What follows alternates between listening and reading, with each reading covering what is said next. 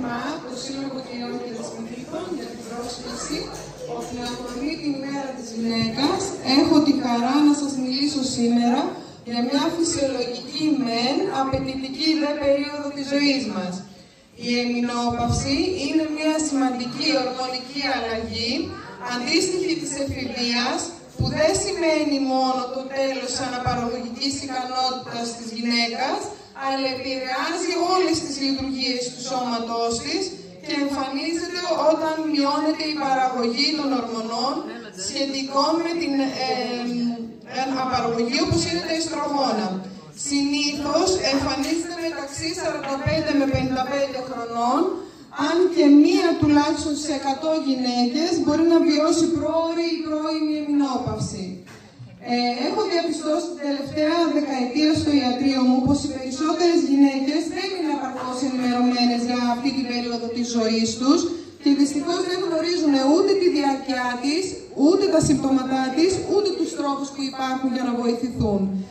Εμεινόπαυση λοιπόν ορίζεται ως η οριστική διακοπή της εμεινουρήσεως, δηλαδή πλήρης απουσία της για 1 χρόνο. Η μεταβατική περίοδος λέγεται κλιμακτήριος και κρατάει αρκετά χρόνια, σε αρκετές περιπτώσεις και δεκαετία. Και σε αυτό το διάστημα μπορεί να εμφανιστούν πολλά συμπτώματα.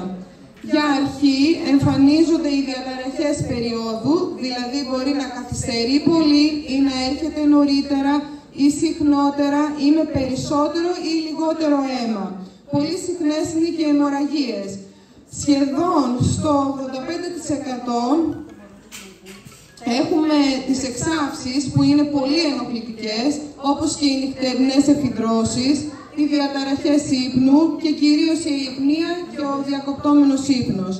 Επίσης, σημαντική είναι η ξηρότητα του κόλπου μαζί με τον κλεισμό, λόγω της συρρίκνωσης των ιστών, που συνήθως οδηγεί και σε δυσπαρεύεια, δηλαδή σε πόνο κατά την σεξουαλική επαφή. Πολύ συχνές είναι οι κολπίτιδες, οι κυστίτιδες, με συχνορία, με ακράτεια ούρων, ειδικά σε γυναίκες που έχουν γεννήσει και ειδικά με φυσιολογικό τοκετό.